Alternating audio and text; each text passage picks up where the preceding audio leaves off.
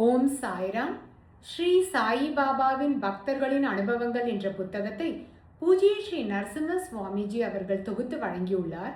அந்த புத்தகத்தில் பி.வி. தேவ் அவர்களிடம் நரசிம்ம சுவாமிஜி எடுத்த பேட்டியோட விவரத்தை பார்த்துட்டு இருக்கோம். நரசிம்ம சுவாமிஜி கிட்ட பி.வி. தேவ் அளித்த பேட்டியில் நானா சாஹேப் சாந்தோர்கர் பற்றி அவர் குறிப்பிட்டிருக்கிறார். ஸ்ரீ சாயி பாபா நானா சாஹேப் சாந்தோர்கருக்கு பகவத்கீதையின் ஸ்லோகத்தின் விளக்கத்தை கூறியதை நாம் இப்போ பார்க்க போகிறோம்.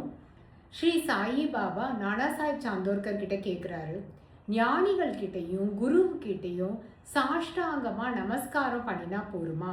அது போறவே போராது. சர்வசிய சரணாகதி வேணும் அப்படிங்கிறாரு.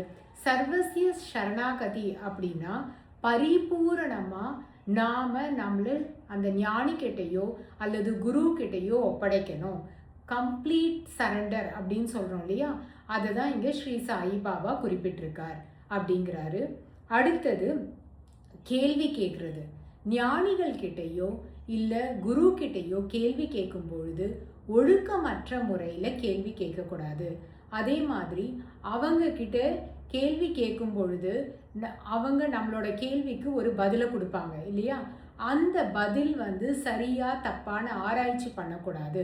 அது மட்டும் இல்லாமல் அவங்க கிட்ட ஏதாவது அவங்கள சிக்கலில் மாட்டி விடுற மாதிரியான கேள்விகளை நாம் கேட்கக்கூடாது. அந்த கேள்விகள் ஏதாவது பயனுள்ள முறையில் இருக்கணும்.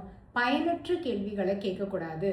ஒரு கேள்வியை குரு கிட்டேயோ ஞானிக்கிட்டேயோ கேட்கும்பொழுது அந்த கேள்வி நம்மளுடைய ஆன்மீக பாதையில் நம்மளை உயர்த்துற மாதிரி இருக்கணும், அல்லது மோட்சத்துக்கான வழியை காண்பிக்கிறதுக்காக நாம் கேட்குற கேள்வியாக இருக்கணும் அப்படின்னு ஸ்ரீ சாயி பாபா அறிவுறுத்துறார்.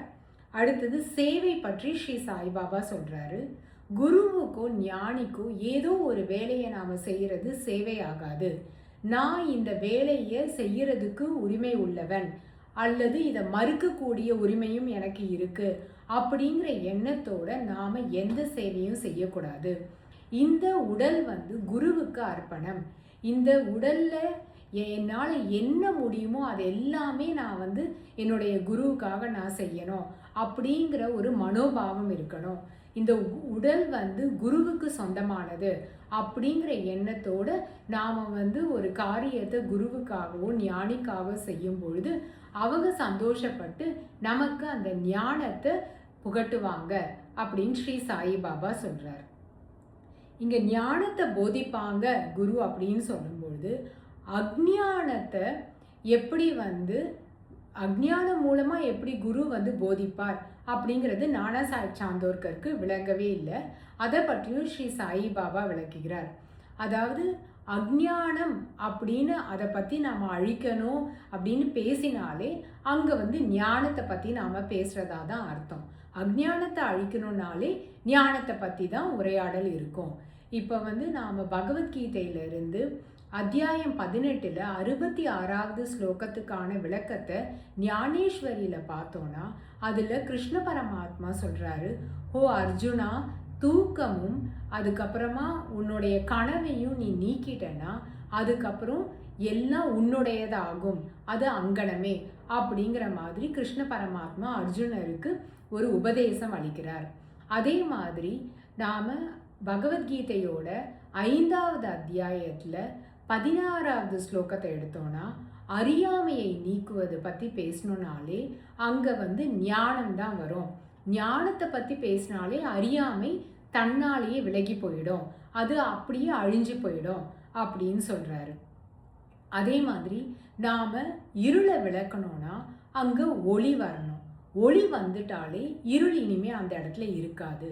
அதே மாதிரி தான் துவைத்தத்தை பற்றி நாம் பேசுகிறோம்னா துவைத்தத்தை அழிக்கிறது அப்படின்னாலே அத்வைத்தத்தை பற்றி தான் பேசுகிறோன்னு அர்த்தம்.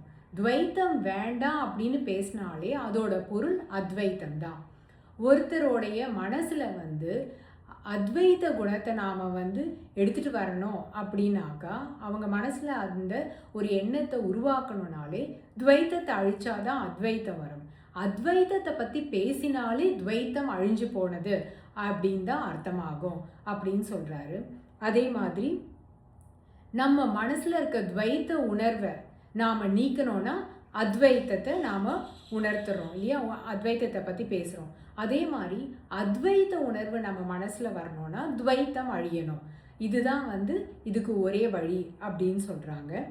அத்வைத்த நிலையை பற்றி ஒருத்தர் பேசுகிறாரு, ஆனால் அவருடைய மனசில் துவைத்த நிலை இருக்குன்னா அது யாரால் முடியும் அப்படின்னா அவர் ஏற்கனவே அந்த நிலையை அடைந்து இருக்கணும், இல்லது அந்த நிலையை உணர்ந்தவராக இருக்கணும். அந்த மாதிரி ஒருத்தரால் தான் இந்த மாதிரியான ஞானத்தை பற்றியும் அந்த அத்வைத்தத்தை பற்றியும் பேச முடியும் அப்படின்னு சொல்கிறாங்க. இதை ஒரு ஞானியால் மட்டும்தான் பண்ண முடியும் அப்படிங்கிறாங்க. இதோடைய இன்னும் தொடர்ச்சி, அதாவது ஸ்ரீ சாயிபாபா நானா சாஹேப் சாந்தோர்கருக்கு இந்த பகவத்கீதை ஸ்லோகத்துக்கான இன்னும் உட்கருத்துக்களையும் உட்பொருள்களையும் சொன்னதோட தொடர்ச்சியை நாம் அடுத்த அத்தியாயத்தில் பார்க்கலாம். ஓம் சாய்ராம்.